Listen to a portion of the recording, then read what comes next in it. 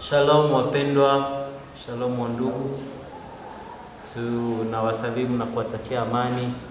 Kwa siku ya leo tumeenda katika kanisa la Witiem Sepak na tukamkutana mchungaji, tukaomba tuweze kuzungumza naye, na tutaweza kuzungumza naye kwa muda ambayo si mrefu sana na si mfupi sana. Tumekuwa na hamu ya kuzungumzia kuhusu kitu ambacho kinachotusumbua mafikiri na kusumbua kanisa, na tukasema tuende tumkutane mchungaji tumuulize mambo hayo. Na kwa hiyo tutamwomba mchungaji aweze kujitambulisha, tujue ni mchungaji gani wa kanisa gani, na tuweze kuzungumza kuhusu mada hiyo ya siku ya leo. Karibu mchungaji kujitambulisha. Asante. Tunashukuru Mungu kwa kupata neema hii, na mimi ni mchungaji Guillaume Shubusha. Ninasimamia kanisa letu la Witiem Sepak Amani Nguba, na ni hapa ninafanya huduma ya kuchunga kondoo za Bwana hapa. Asante sana. Kwa hiyo leo tutazungumzia mada ambayo wanaosema kuhusu kuzaliwa mara ya pili. Tumemkutana mchungaji tukasema maswali machache kuhusu kuzaliwa kwa mara ya pili ni kitu gani, na funuliwa namna gani kanisa inaishi kwa namna hii wakati huu, na jinsi ilivyokuwa hapo kale, tofauti wake wa hapo kale na hivi sasa. Na kabla tujafika huko, tutamwomba mchungaji aweze kuanza na neno la ombi, kisha kabla ya hapo tutakuja kuendelea tukizungumzia zaidi kuhusu mada hiyo. Karibu mchungaji. Tuombe. Mungu Baba Mungu, muumba wa mbingu na nchi, Baba Mungu unayetawala mbinguni na duniani, Baba Mungu wa Bwana wetu Yesu Kristo, Mungu wa Ibrahimu, wa Isaka na Yakobo, tunakuwa na moyo wa shukrani kwa kupata nafasi ya kuzungumuza kwa jina lako kuhusu neno lako. Asante Mungu, sababu umejua siku ya leo na uliona kama tunaweza kuleta maneno machache kuhusu mada hii ambayo inasema kuzaliwa mara ya pili. Utufunulie mengi, uzungumuze nasi, uzungumuze na watakao sikia, na neno hili lipate kuzaa matunda, lilete mabadiliko kwa siku hizi ambalo kanisa inapitia vipindi vizito katika saa za jioni na za usiku. Tunaomba Mungu tufanye ya kwamba muda huu ukuwe benefiki kwa kanisa lote ulimwenguni kote. Tunakabidhi programu hii katika mitanga vya mikono yako, tukiomba utawala wa Roho Mtakatifu na neema yako na nguvu zako, kwa jina la Yesu Kristo wa Nazareti aliye hai. Amen. Amen. Asante sana. Asante mchungaji. Ndiyo. Ikiwa mmefuata, ukicheki vizuri program zetu utakutana mafundisho mengi kuhusu mchungaji. Kuna program moja ilikuwa kihubiri kuhusu kuzaliwa mara ya pili, na hapo mchungaji ulisoma katika kitabu cha Yohana sura ya 3 kutoka kwa mstari wa kwanza hadi mstari wa 5. Na hapo ulizungumzia kuhusu historia ya Nikodemu akaenda kumuona Yesu Kristo.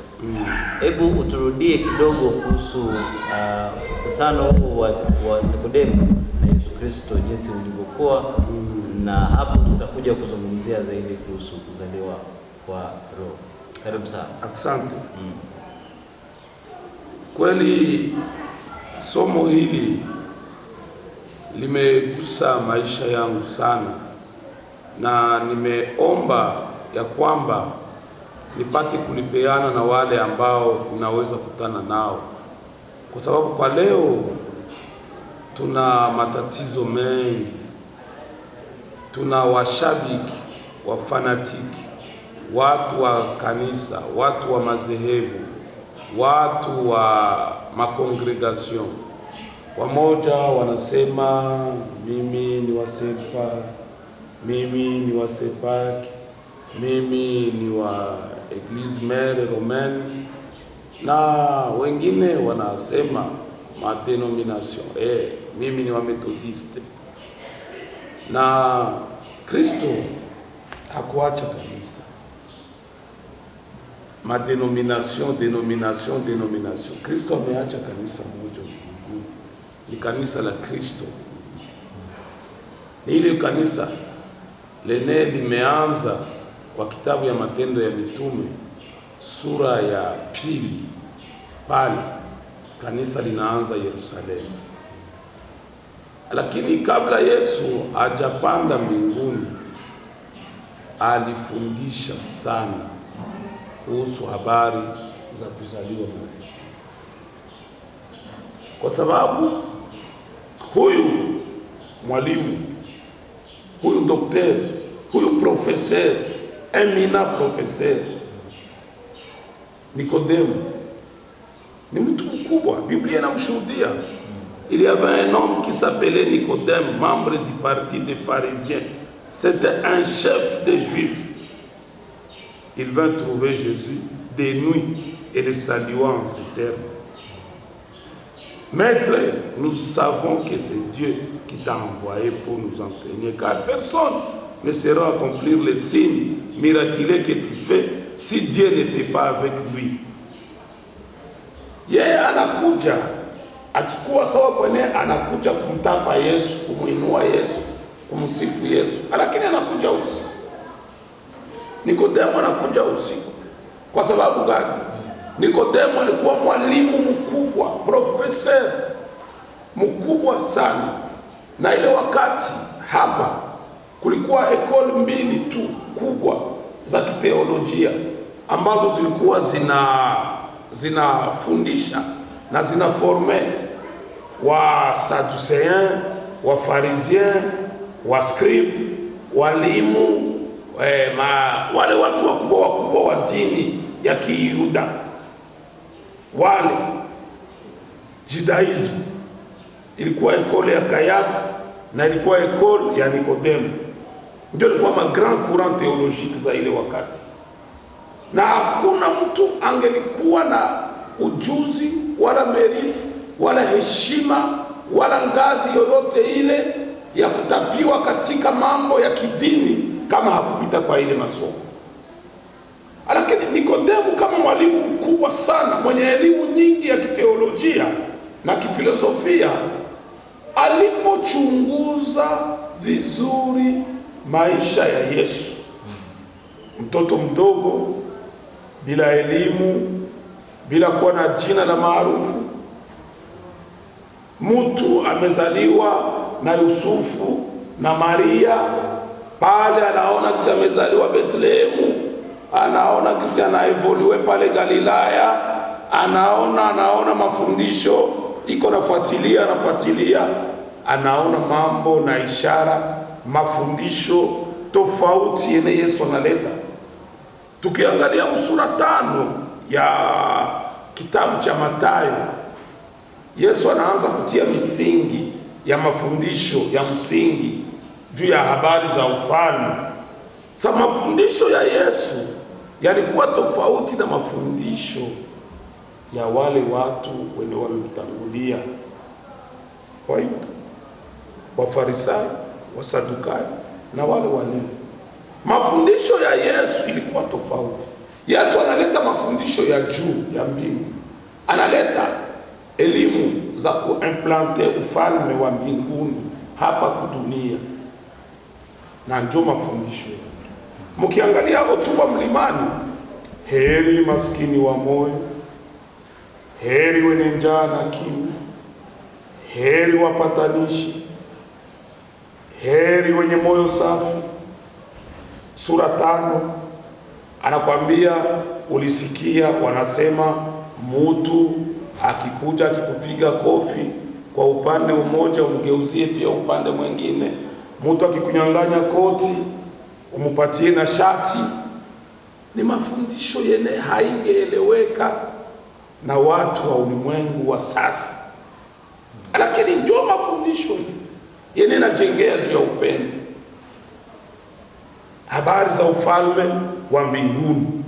Ndio Yesu ametuletea, na ndio habari zenye kanisa inahitaji ifundisha. Hatukuja hapa kuambia watu watarizi hapa watapata hivi, hapana. Habari za ufalme wa mbinguni. Yesu anasema kusura 28 ya Mathayo, anawaambia enendeni, mimi nimefufuka. Kisha Yesu kufufuka anasema nimepewa mamlaka yote mbinguni na duniani. Sasa na watuma nini? Enendeni ulimwenguni kote. Kanisa, sisi ambao tumemwamini, sisi ambao tumempokea, sisi ambao tumekubali Yesu kuwa Bwana na Mwokozi wa maisha yetu, anatupatia mission. Ndio mission kubwa ya kanisa. Enendeni ulimwenguni kote, kwa mataifa yote, kwa watu wa kila rangi, wa lugha yote, wa kila kabila, bila ubaguzi wa wakwenu tu, hapana. Mukawafanye wakuwe wanafunzi wangu, mukiwabatiza kwa jina la Baba, la Mwana na la Roho Mtakatifu. Haitoshi kubatizwa, anasema pia mukiwafundisha yote niliyowafundisha. Yaani mission yetu kanisa ni kufundisha mafundisho ya Yesu, sio mafundisho yetu ya Yesu gisi ameyaacha tuyapatie watu, tuwafanye wanafunzi.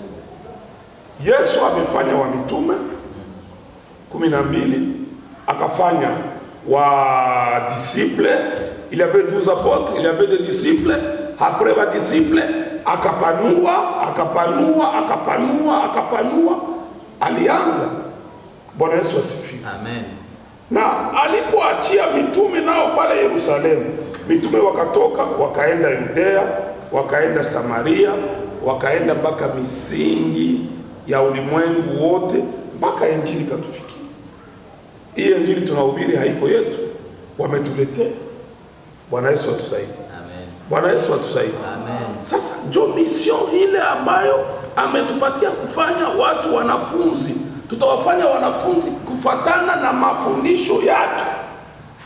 Tusidevie mafundisho ya Yesu ndio tutafundisha. Tukikuwa wa vrai disciple, tutatembea kwa miguu ya metre, na metre ni Yesu. Tutafundisha jinsi Yesu alifundisha, tutaishi jinsi Yesu aliishi. Sababu injili yene hailete mabadiliko, haiko injili. Sio injili hii. Inapaswa leta mabadiliko ndani yetu, tunaishi ile injili. Bwana Yesu asifiwe. Amen. Sasa Nikodemo alipoona mafundisho ya Yesu na vile Yesu iko nafanya na mabadiliko, na watu kisi wako wanafunguliwa, na viwete wanatembea, vipofu wanaona, wakoma wanatakasika, na neema inashuka maisha ya watu, maelfu ya watu wako wanamfuata usiku na mchana. Na anapochunguza kama yeye mwalimu mkubwa, anafanya analize yake, anaangalia, paske mwalimu ni mwalimu, iko na metode mingi ya kufunza, ya kufundisha na ya kufanya research. Akaona hapa inanibidi nizungumuze na huyu, inanibidi nizungumuze na kwa heshima yake na ngazi yake. Na katika mila ya Wayahudi, mara mingi mazungumuzo mengi ya muhimu yalikuwa yanafanyika usiku. Akasema itanibidi niende nimtafute usiku.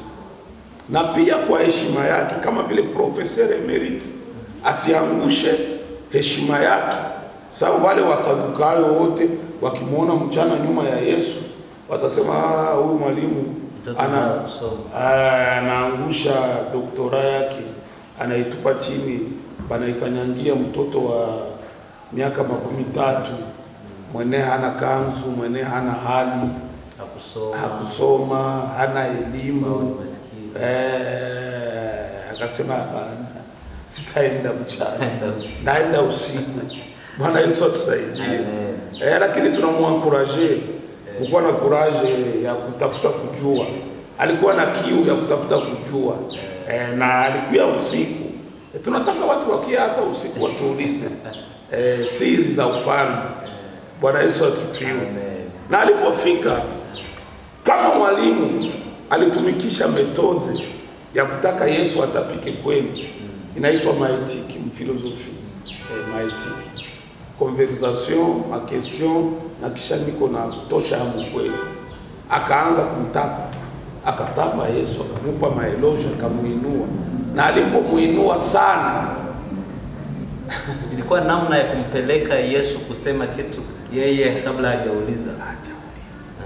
Yesu yeye ni Mungu. Sasa Yesu akajua Nikodemo anaenda wapi, akasonde ke moyo wa Nikodemo, akaona maswali yenye na lala, ingawaje anasema sawa mfarisayo.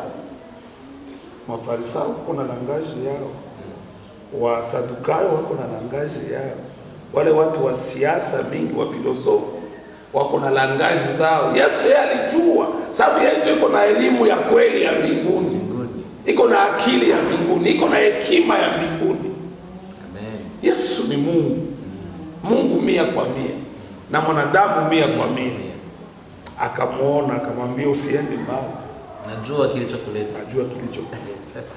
Unajaa maswali, maswali ya kujiuliza, haya mambo ninayafanya kwa uwezo gani tu, ndio matatizo yako. Hata kama Biblia haionyeshe ni kweli, kwa sababu huyu alikuwa na maswali, hakutaka kumuuliza Yesu kuzaliwa mara pili kitu gani.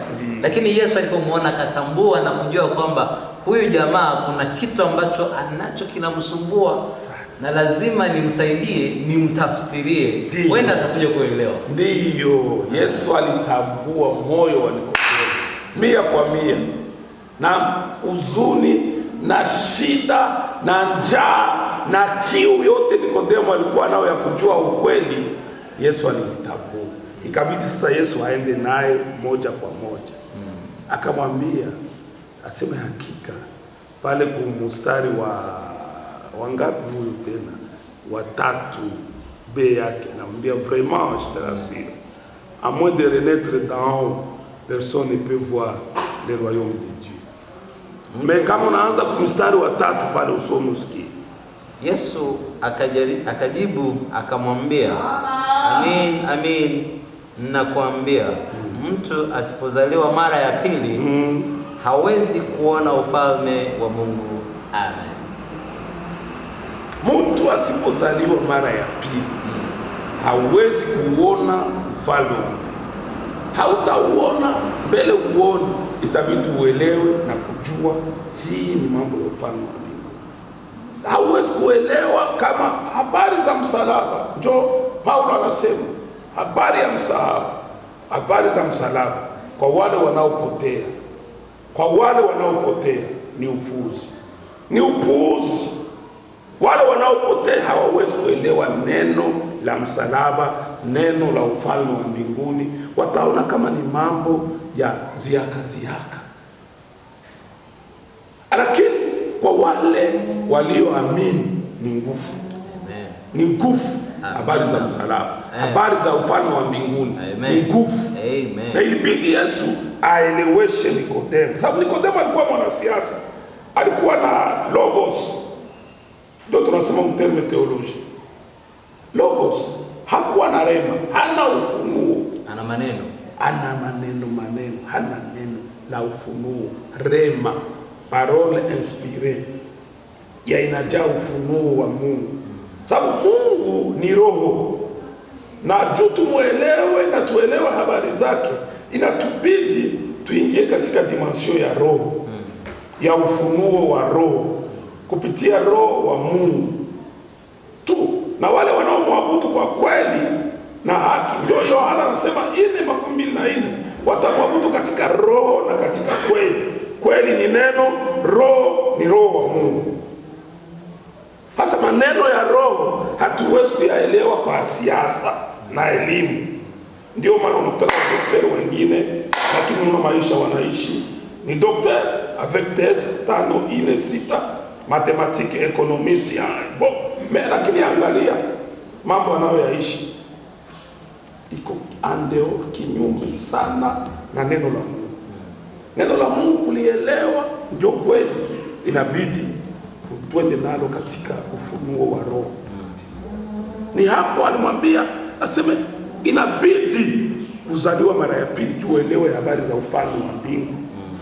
Ufalme wa mbingu, ufalme wa mbingu umefika.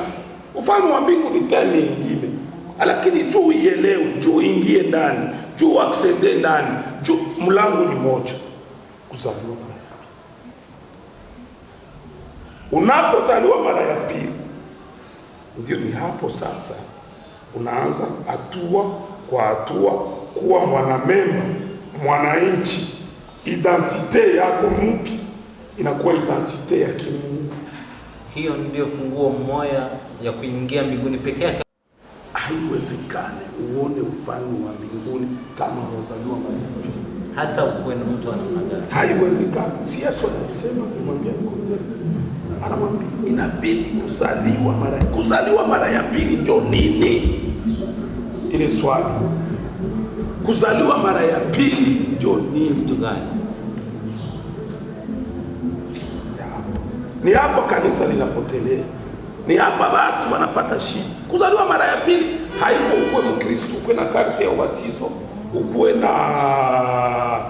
na ingia unatoka denomination methodiste, selpa, sepake. Kuzaliwa mara pili ni prosesisi ya kiroho ambayo inafanyika katika ulimwengu wa roho kupitia neno la Mungu, kupitia kwanza, hatua ya kwanza toba, ubatizo wa toba, tubu zambi. Ni ile ene Yohana alianza wakati anaanza iko na tayarisha ujio wa Yesu, iko na lalamika, tubuni, ufalme wa mbingu umekaribia. Kwenye kuko bonde tujaze, kwenye kuko mlima tuparuze, kwenye kuko falezi tutengeneze.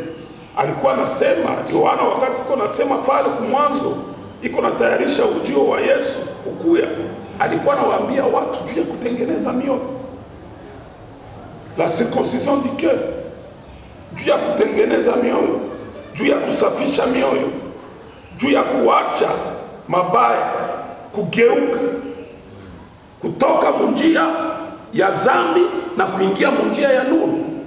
Bwana Yesu atusaidie. Amen. Bwana Yesu atusaidie. Amina. Alisema alipana mifano.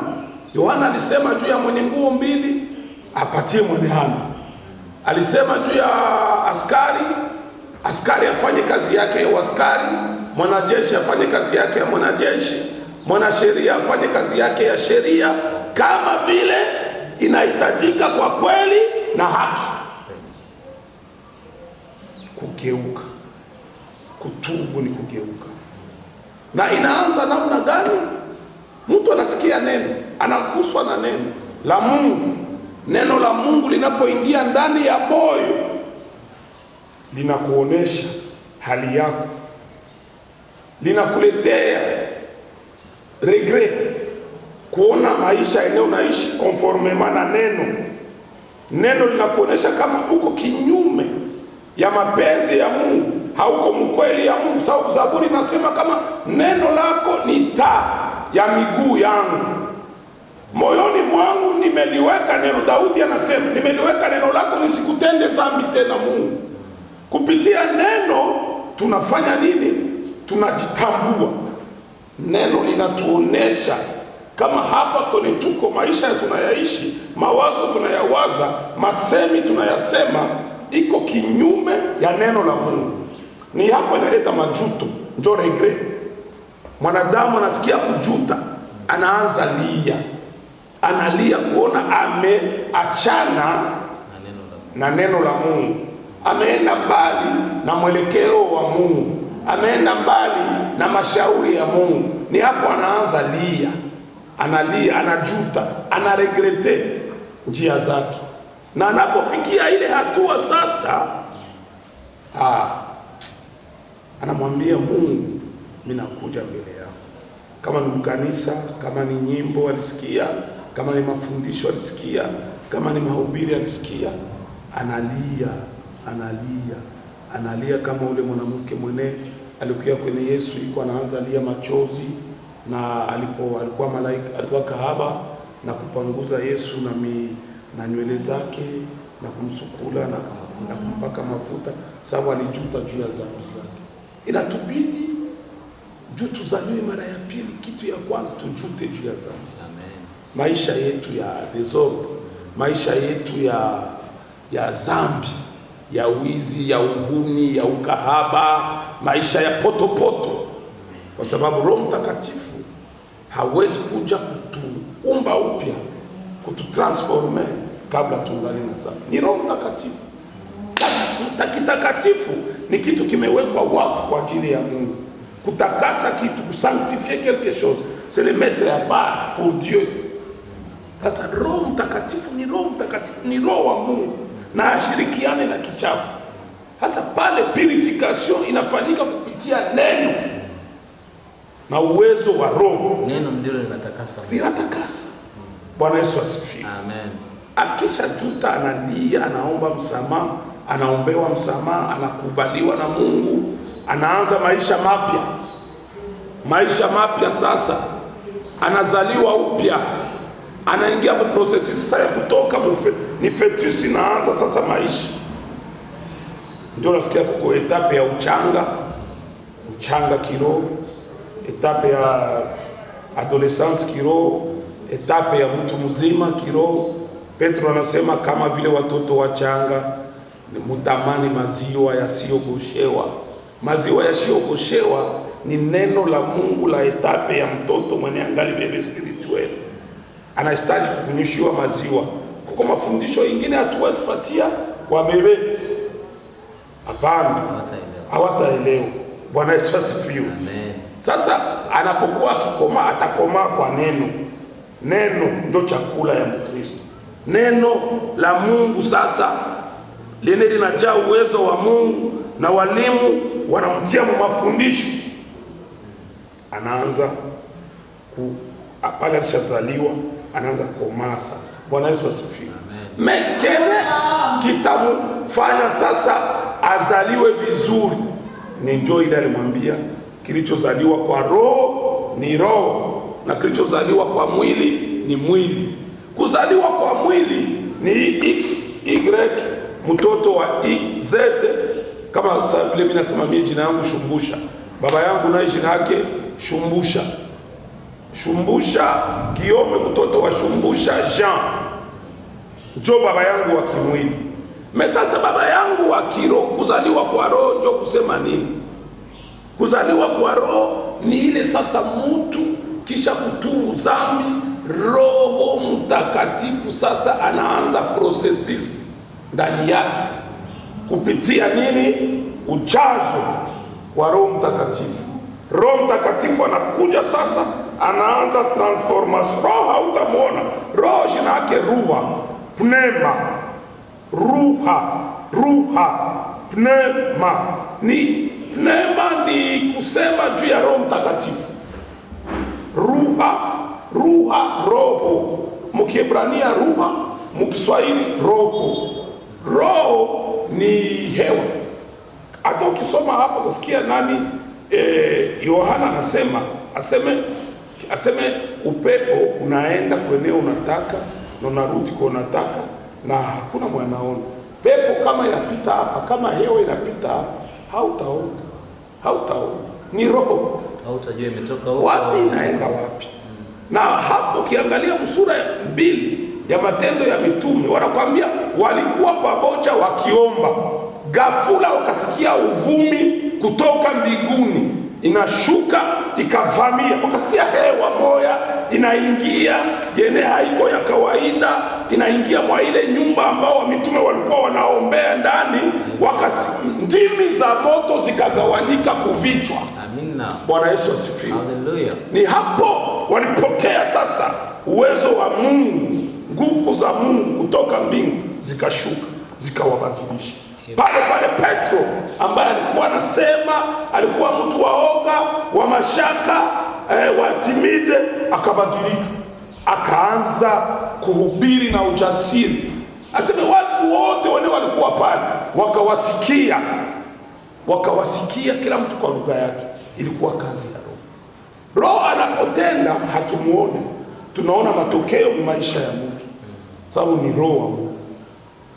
Roho wa Mungu anaingia ndani yetu, anaanza sasa transformation. Ni hapo unaona mtu hakukuwa anajua omba, anaanza omba. Hakukuwa anajua imba, anaanza imba.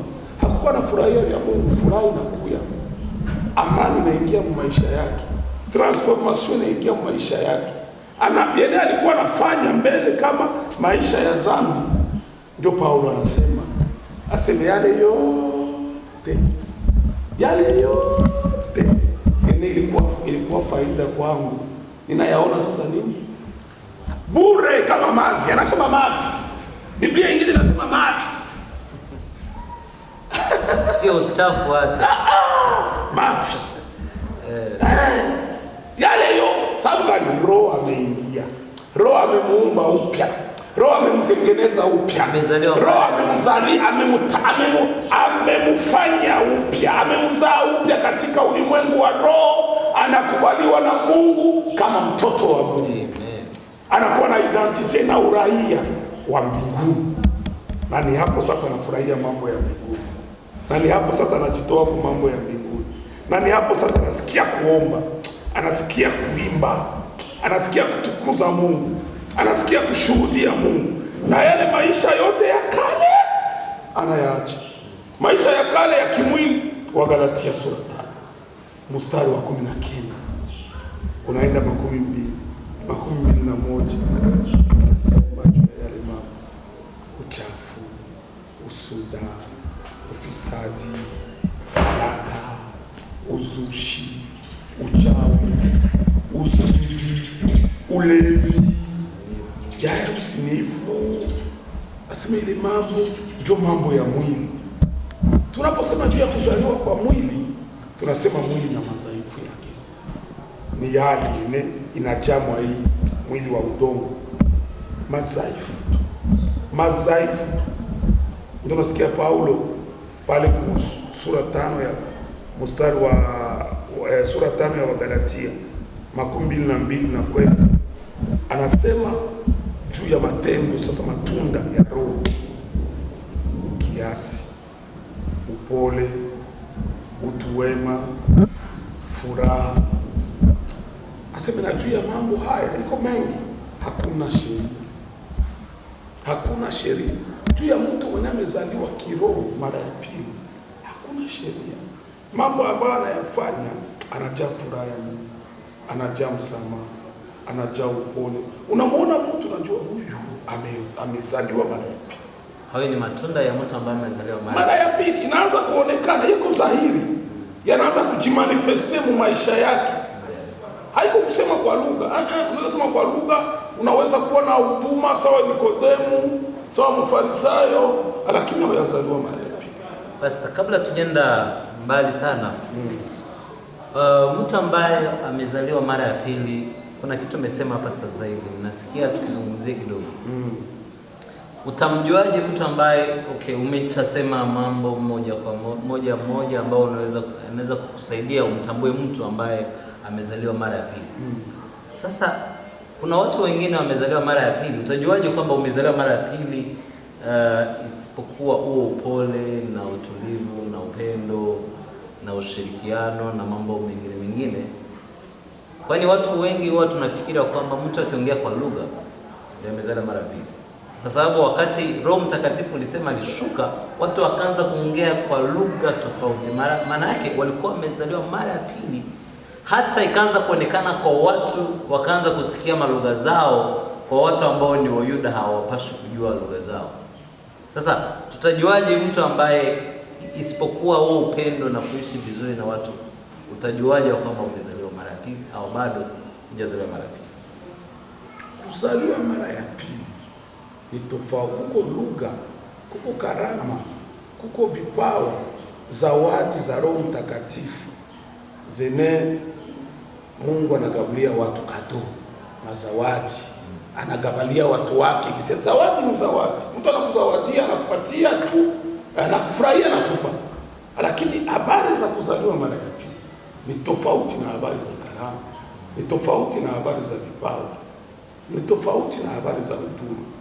Utuma ni kazi zile mtu anafanya kanisani, lakini kuzaliwa mara ya pili ni kuumbwa upya kupitia neno la Mungu, kupitia kutubu.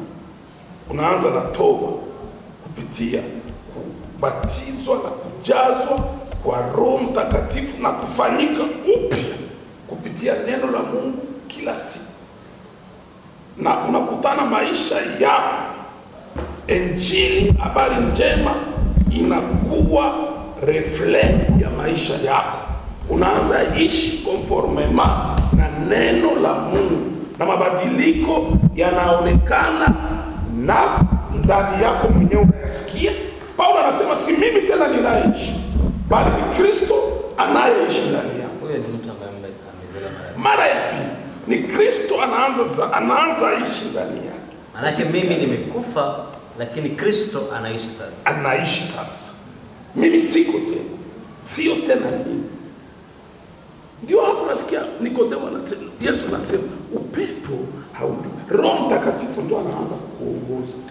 Anakuwa kiongozi, anakuwa msaidizi, anakuwa mwalimu, anaanza panga. Hauko tena wewe tena unaishi, lakini unakuwa mtumwa wa Kristo. Mtumwa wa Kristo. Na kila mara anakuwa anasema huyu ni mtumwa wa Kristo. Huyu ameokoka. Huyu ni mrokore. Huyu amezaliwa mara ya pili. Huyu ni mtu mpya, sio ule wa zamani ule. Kama kuna mtu amekuona miaka 3 ilipita, anapokuona anasema sio huyu. Ni wewe, sio wewe. Ni kazi za Kristo ndani yetu. Bwana Yesu asifiwe. Amen. Bwana Yesu asifiwe. Amen. Sasa huyu mtu anaweza sasa kujaliwa neema, anapewa vipawa. Anasema kwa lugha. Ana vipawa vya miujiza, vya imani, vya uponyaji. Sasa Roho Mtakatifu yuko pale, na vipawa ni vya Roho Mtakatifu. Karama ni za Roho Mtakatifu. Kwa hiyo Roho Mtakatifu akija analeta pia na karama. Lakini sio kusema kwamba lazima awe na karama kwa sababu amezaliwa mara ya pili. Mara ya pili kuzaliwa ni kupewa uraia wa mbingu. Ni kupewa identite ya mbingu, ya watu wa Mungu na chapa ya Mungu. Unapoonekana katika ulimwengu wa roho na chapa ya Mungu iko mbele yako. Ndio hivyo. Sana watu wake wana chapa zake. Katika ulimwengu akikutana na roho mchafu atajua kwamba ataona chapa ya Kristo. Tunaona Yesu anashuka, anakutana na Petro wa Gerasi pale anakutana. Kulikuwa mtu alikuwa miaka na miaka anafungwa, wanamtia kule karibu na maji kwa makaburi kwa mtu. Alipoona tu Yesu anakuja, akaona Yesu anakuja. Ule mtu wa pepo uchafu alianza kulala. Kuna nini? Kuna nini na mimi mwana wa Adamu? Unitupa niombe niende baharini. Yesu alikuwa angali mbali. Hata pepo zinatutambua. Tunapotembea ulimwengu wa giza, unajua huyu ni mpaka ni wa Mungu. Anajaa uwezo wa Mungu. Bwana Yesu atusaidie. Kwa hiyo tukikaribia mwisho, kuna kitu ambacho Nikodemo aliona na kilichomsababisha kwenda kumsogelea Kristo. Kwa sababu aliona miujiza. Kwa nini anasema Nikodemo anasema niliona miujiza ambayo unafanya, hakuna anayeweza tenda haya asipotoka kwa Mungu. Sasa kwa nini siku hizi kanisa tumezaliwa mara ya pili, lakini miujiza, maishara hayapo tena kama yalivyokuwa wakati mbele? Kwa sababu ukisoma Biblia vizuri utagundua kwamba kisha kupata Roho Mtakatifu kulifuata miujiza ya kiajabu kwa kiwango ambacho hata Paulo alikuwa anachukua mshwari yake anaenda na wanagusisha kifutu chake kwa watu na wanapona na mapepo yanakimbia. Kulikuwa aina ya kimungu, aina ya miujiza ya kiajabu. Sasa kanisa siku hizi unakutana hata mtu anaingia mapepo yapo, roho wachafu wanajajaa makanisani. Sasa kitu gani kilichofanyika katika kanisa kwa kiwango ambacho kuzaliwa kwa mara ya pili hakikuendelea na miujiza hiyo ilivyokuwa hapo kale? Asante sana. Tunashukuru kwa ulizo nzuri. Najua ni hii inaleta tata na shida nyingi siku hizi makanisani.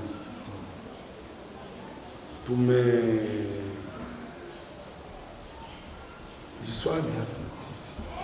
Kwa nini? Ingawaje Biblia inasema Yesu ni yule jana na leo na habadiliki. Kweli Yesu habadiliki. Yesu yuko hai. Yesu amefufuka. Yesu ameshinda kifo. Akashinda, roho wake ametupa ili apate kusaidia kanisa. Sababu ni roho wa Mungu ndio anapaswa kusaidia kanisa. Ni yeye anapaswa kutawala kanisa. Ni shida kubwa. Kama tunaangalia katika kitabu ya Matendo ya Mitume, namna gani kanisa la kwanza lilikuwa, eglise ya kwanza yenye Kristo kisha kupanda mbinguni. Aliwaambia mimi napanda, lakini mubakie Yerusalemu. Na nitawatumia msaidizi juu mwakomplete mission yangu ya kufanya watu kuwa wanafunzi. Sasa sisi tulipopokea Roho Mtakatifu katika kanisa, tunashindwa. Roho Mtakatifu iko na mazingira ya kwake ambao tunapaswa kumchunga ndani. Kuchunga kwanza uwepo wa Mungu kibinafsi kwa kila mtumishi ni kitu kikubwa. Uwepo wa Mungu ndani yetu tunapaswa kuichunga, sababu uwepo wa Mungu ndio unaziririsha uwezo wa Mungu, ndio unaziririsha nguvu za Mungu. Kwani uwepo wa Mungu iko, nguvu za Mungu ziko pale, na uwezo wa Mungu unakuwa ukifanya kazi. Na Kristo anahitaji tufanye kazi. Alisema tutafanya kazi na zaidi ya kazi alizozifanya. Anaisema katika Biblia, mtafanya na zaidi nilizozifanya. Mwanjili ya Yohana anasema hivi. Sasa sisi tunapopokea uwepo wa Mungu kuchunga, sababu Biblia inatuambia hapa katika kitabu ya Matendo ya Mitume sura 2:42, na ukisoma pale utasikia anasema walidumu katika fundisho la mitume. Kuko 4 piliers yene ilifanya kanisa. Unaweza kusoma pale Matendo ya Mitume sura 2:42 na kuendelea. 42 Matendo ya Mitume sura ya 2. Wakawa wakidumu katika fundisho la mitume. Fundisho la mitume. Kitu kikubwa kia kwanza ni kudumu. Kudumu sio kufanya leo kesho kuacha, kufanya asubuhi magharibi kuacha. Kudumu, persevere, sio ibada ya saa moja. Hapana, ni maisha. Ni maisha kila siku. Kila saa wakidumu kubaki katika fundisho la mitume. Hatupendi mafundisho ya walimu, hatupendi mafundisho ya wale wanaotusimamia, hatupendi mafundisho ya viongozi. Watu wanataka wajiongoze, wajifunze wenyewe, wanakuwa watafiti, wanakimbiza ile ligne logique yene inatosha baraka juu na kuishusha. Sababu Biblia inasema hata mkitabu ya Zaburi, tazama jinsi ilivyo na kupendeza ndugu wakae pamoja kwa umoja. Anailinganisha na mafuta, inaanzia kichwa inashuka mpaka chini. Mafuta inaanza juu, na mafuta ukiyamwaga kwa kichwa lazima yatashuka hadi yafike kwa miguu. Sasa hatupendi fundisho la vichwa, tunapenda kujitosha vichwa, mafuta ya vichwa, mafundisho ya vichwa. Hakutakuwa muujiza. Ya pili kulikuwa neno la pili, anasema na katika ushirika. Walidumu katika ushirika. Kudumu katika ushirika. Kanisa la kwanza walishirikiana, Petro, Yohana, Yakobo na jamaa za kwao na waamini wote wa pale Yerusalemu, wa Samaria, wa Yudea waliishi maisha ya ushirika. Kwenye kuna ushirika kuna baraka. Biblia inasema Zaburi 113 aseme mahali watu wanakaa pamoja kwa umoja, ni hapo Bwana amemimina baraka zake hata milele na uzima wa milele ziko pale. Ushirika pamoja kwa umoja, communion du cœur, d'esprit. Tusiikale tu kanisani na hatushirikiani na hatuko pamoja. Tunaketi pamoja na hatuko pamoja. Kuna kuketi pamoja na kukua pamoja, na kuwaza pamoja, kunia pamoja, kutarajia pamoja, kuwaza pamoja, kupanga pamoja. Hili ni kitu kikubwa kinafanya Mungu ashuke. Umoja wa watu wa wanasema pia walikula meza ya Bwana pamoja, katika kumega mkate pamoja, siku badala ya siku. Kila Yesu alipana rekomendation, kila tunapokutana tufanye hivi kwa kunikumbuka. Kukumbuka ni kukumbuka kazi ya msalaba, jinsi amejitoa kwa msalaba kwa ajili yetu, jua tukomboe, jua tupe ushindi. Lakini kuna kuwa kumega mkate kanisani moja kwa mwezi, mara moja kwa miezi miwili. Sasa unasema katika Biblia kuna kumega mkate kila wakati wa ibada. Kila siku ya ibada lazima kuwepo. Fanyeni hivyo kila siku. Ni recommendation wa Korinto wa kwanza 11. Yesu alituambia kila wakati tunapokutana tufanye hivyo kwa kumkumbuka. Tunapokutana tunakumbuka ushindi wa msalaba. Amen. Na tunapotangaza matendo makubwa, ishara zinafanyika. Tunahitaji tumika tufikie kanisa. Ile ni lengo, ni shabaha ya kila kanisa. Watu ya kila lugha, kila kabila wakuwe pamoja, waombe pamoja, wafanye kazi ya Mungu pamoja, wahubiri habari, wafunze watu, walete watu kwa Yesu. Na ishara nyingi zilifanyika, na mahitaji haikuwa mahitaji ya kimwili haikuwa. Sasa walihusisha, ukisoma 43 na kwenda, walihusisha vitu vyao juu ya kujibia mahitaji ya wengine. Hakuna mwana alikuwa na hitaji. Leo sababu kanisa lilijengewa juu ya upendo. Kanisa lilijengewa juu ya upendo wa kweli. Amour sacrificiel, ile ya Yesu, ya Mungu anatoa Yesu juu ya mwanadamu aokolewe na asisabiliwe tena katika dhambi, lakini asabiliwe haki, akuwe justifie, na barua yote ya mashtaka itoke kupitia sacrifice ya Yesu. Tupendane. Hakuna kanisa bila upendo. Hakuna kanisa bila upendo. Hakuna muujiza bila upendo. Hakuna kanisa kupanuka bila upendo. Hakuna croissance eglise bila upendo.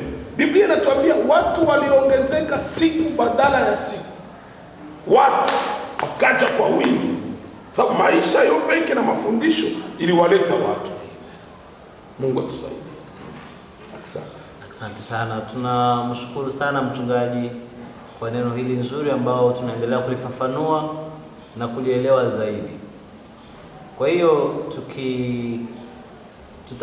tunataka tumswali tena kidogo mchungaji aweze kwani tulipofika hapa tulikutana na watu ambao Mungu anawasaidia na wako katika hali ambayo sio nzuri, lakini wapo katika chumba cha maombi na wanaombea ili Mungu aweze kuwasaidia. Ni kitu ambacho hakipo mahali nyingi sana. Nakutana kanisa imekuwa kama imepoteza hicho kitu. Kwa hiyo tutaomba mtumishi wa Mungu aweze kutupa kidogo kuhusu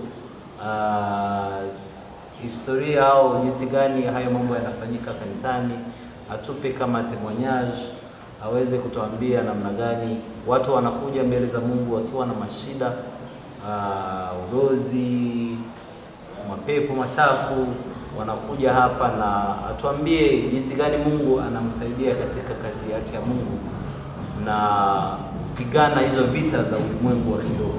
Karibu mchungaji kwa kutupa habari kidogo kuhusu mambo haya. Habari.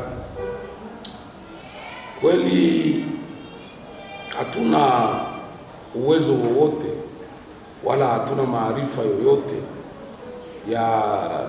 ya zaidi, isipokuwa ni Mungu anafanya kazi yake. Mungu iko nafanya kazi yake. Kanisa hili limeanza tokea zamani mwaka 1996 na ilianza kama chumba ya maombi. Sababu hii eneo ambao tunaishi ndani, kama unaona huku ngambo ya pili ni makaburi, ndio iko huko, na pepo wachafu mara kwa mara wanabakia kwa makaburi na ile mapepo na mizimu na vitu gani. Makaburi ni nafasi moja tu yenye ya mapepo ya roho nyingi za uchafu. Sasa mbele hii barabara hapa chini ndio mpita Samikuya, watu walikuwa wanatembea ndani mchana, wanaanguka na wengine wanafariki, wanakutana na mapepo, wanakutana na visheana vya mapepo, ilikuwa vinatembea na uchawi ilikuwa mingi mwaika. Mtu anatembea anakutana na pepo watu wamefariki kwa kutosha. Sio historia ya Igati. Lakini wakati hii kazi ilianza hapa, mko wa kwanza ambao mliweka kazi hapa au kulikuwa na makanisa mengine? Hii kazi ilianza, ilikuwa chumba ya maombi yenye ilianza hapa kwa tuanze kazi kutoka kwa kanisa letu la Hebroni. Sababu Mungu ni pendo, alizaa kanisa la Hebroni. Hebroni nayo ikatuma kazi tuanze kazi hapa. Mwana alikuja hapa, ilikuwa mchungaji Miigo ambaye amefariki, alikuja na mzee Ngongo, alikuja kuja nyuma. Mzee Ngongo naye amefariki hapa mwezi wa 10, ndio baba yetu ule ambaye ametulea kiimani. Na tulipoanza hapa tulianza na vipindi vya maombi ili uziririsho wa nguvu za Roho Mtakatifu upate kuwa. Nakumbuka seanse ya kwanza ya maombi hapa, Mungu alisema nasi mambo mengi na hatungeweza kubakia hapa. Tungejaribu kuingia hapa bila maombi, watu wangemaliza. Ilibidi nguvu za Mungu zikuwe kwa kiwango kikubwa zaidi ya nguvu za mapepo zenye zinatawala hii eneo. Sababu anga ya hii eneo na makartie ya hii maeneo na miti ingine na manyumba za wafumu zilikuwa mingi na migomba mingi hapa.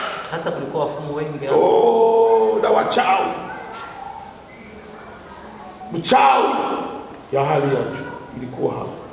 Sasa kazi ilipiganishwa sana usiku na mchana. Ilibidi vipindi vya maombi pamoja na mafundisho ya neno la Mungu. Na ni hapo sasa nguvu za maombi zikaanza inuka na zikaanza kufungua watu pamoja na mafundisho.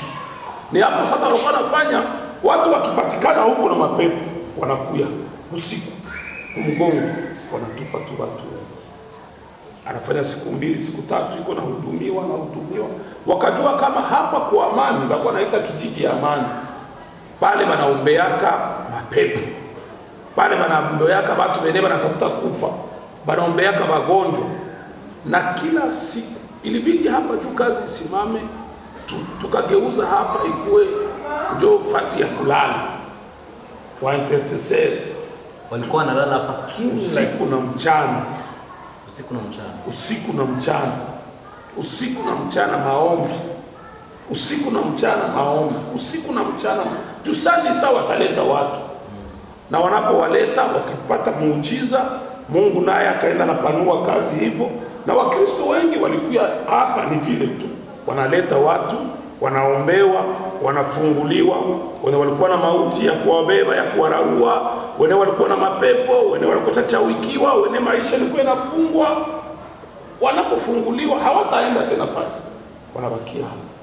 Na Mungu anaanza kuwajaza vipawa na karama. Tukaanza hivyo kwaya, tukapanua, tukajenga. Na ni hivyo. Na sisi ndio matunda ya kwanza ya waliobatizwa hapa. 96 ndio tumebatizwa kwa Desemba.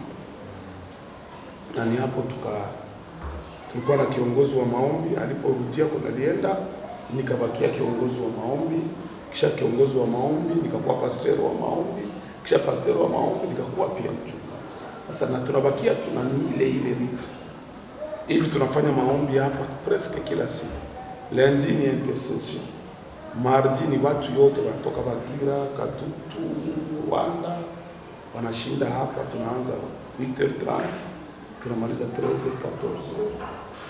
Mercredi usiku ni wa binti, jeudi usiku ni wa jeune garçon, mais jeudi avant midi yote ni prière d'intercession, wajawazito, watoto, watasa, hata watasa ndio watasa wengi wamepokea miujiza hapa, wamepokea watoto hapa, watu ambao wanavamiwa na roho za mauti wanarudisha uhai, na wanapoenda wanafanya wanaambia watu wanafika kila siku maombi usiku na mchana. Huko grupu ya permanence ya intercession kila siku mchana na usiku tunafanya, na hata wakati mwingine mimi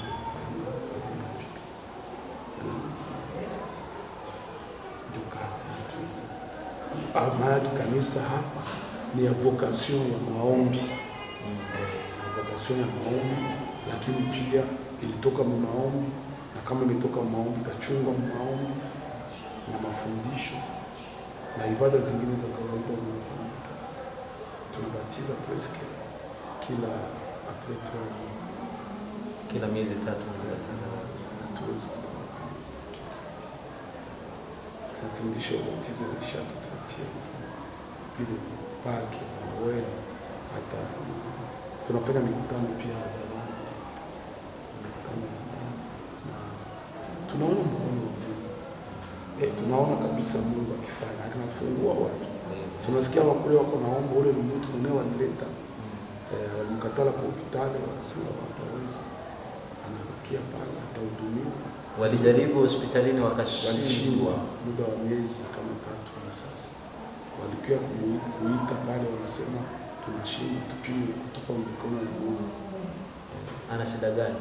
Iko na shida ya mapepo za jamaa yao, mara kwa mara wanazaliwa hawaishi sana muda mrefu. Wakifika miaka fulani mchache tu na ni sacrifice zinafanyika. Wale walitangulia ndio wanafanya hivyo. Ni kama wanabakia yeye peke wala wawili tu, jamaa ya watu 8 wanabaki wawili peke yao.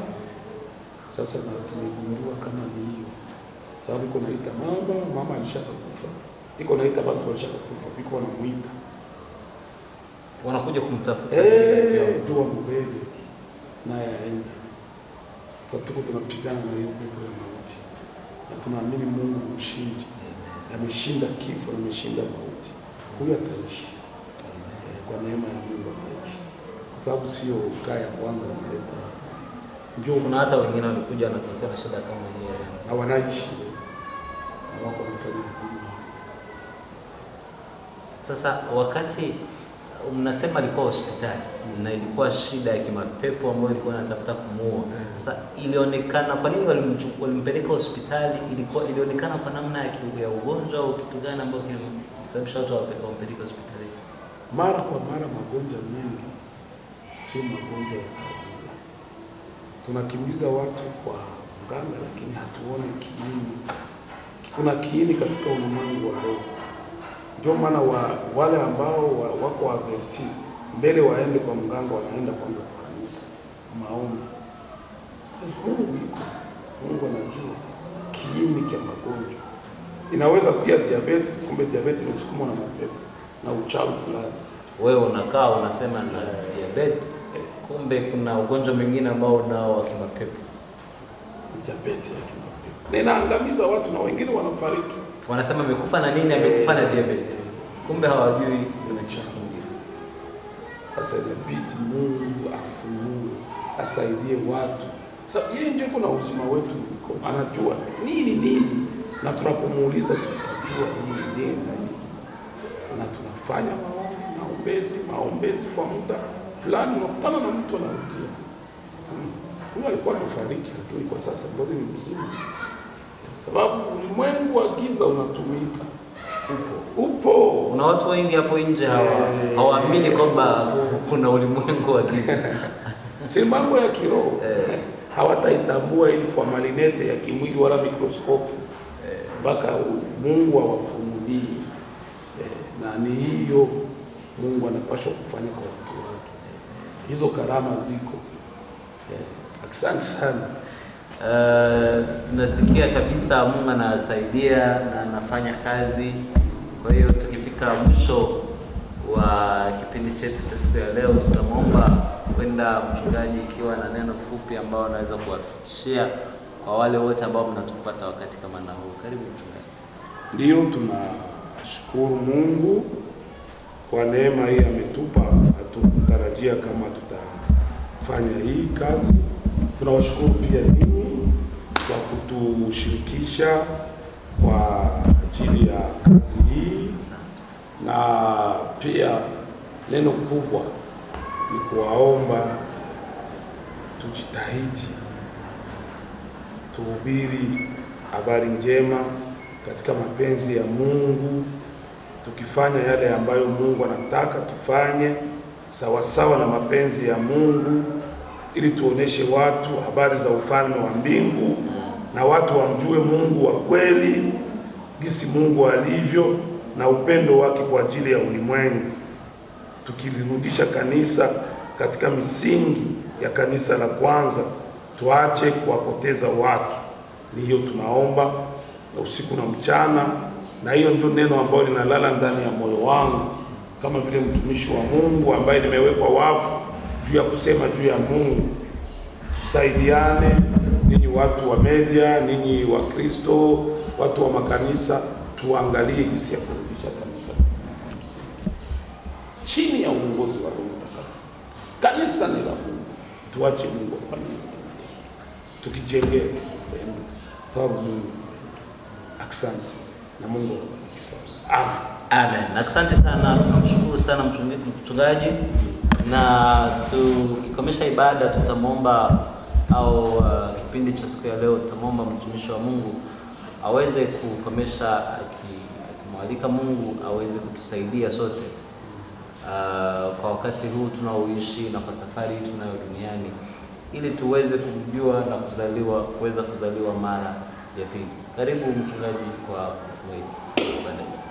Baba Mungu, muumba wa mbingu na nchi, mfalme wa wafalme, Bwana wa mabwana, unayetawala mbinguni na duniani, Mungu wa Ibrahimu, Mungu wa Isaka, asante kwa muda mzuri ambao tumepitisha pamoja na wapendwa wako kwa kuzungumzia maneno yako yenye uzima. Mungu, ubarikiwe na uhimidiwe. Inua tena hawa vijana wako, inua hawa vijana wako, uwabariki, uwabariki. Ubariki pia organization yao, ubariki pia mwito mtakatifu umetia ndani mwao, wawezeshe kuwa wa vecteur wa habari njema, wavulgarize habari njema, wavulgarize kweli ya neno la Mungu la kweli. Tuone kama dunia inaweza kubadilika. Tunaamini itabadilika, tunaamini nchi itabadilika, tunaamini kanisa zetu zitabadilika, na sisi tutakuwa tamasha ya kukurudishia wewe utukufu. Wewe ndio unajua mahitaji yao, wafanyizie kutakana kwa mapenzi yako, kwa jina la Yesu. Amen. Amen. Asante. Tunakushukuru sana mchungaji. Asante kwa muda ambao umetupa, na tunaomba Mungu azidishe katika yale ambao umetupa, ili upate upako mwingine, na wale wagonjwa ambao wanatoka huko na huko, tunaomba Mungu aweze kuwasaidia wazidi kupona. Na tunashukuru Mungu kwa sababu kipaji hicho alichowapea mnazidi ukitumikia na kufanya, na kinaonekana kabisa macho kwa macho. Asante sana kwa ninyi nyote ambao mnatufuata. Basi tuonane mara tena tukiwashukuru. Mnaweza ukiwa na wazo mnaweza kuliacha hapo, na unaweka comment, una subscribe, unafuata vipindi tofauti vingi ambao tunavyo. Asante sana kwa mtumishi wa Mungu Guillaume wa Witmsepak Amani Nguba.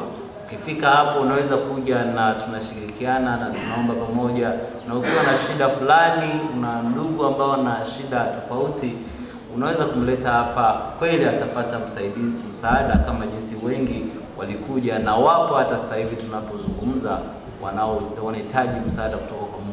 Utapata makimbilio na kwa sababu ya nguvu zake Mungu peke yake, sio nguvu za mtumishi wa Mungu, bali ni nguvu za Mungu anayeishi. Kwa hiyo tunawashukuru kwa kutufuata na mbarikiwa mahali mlipopote. Ni wenu wa kila siku Kiberwa Fredi, na wapenda na washukuru sana. Bye bye, asante. Amen. Asante mtumishi wa Mungu. Asante. Mbarikiwe sana. Asante. Asante sana.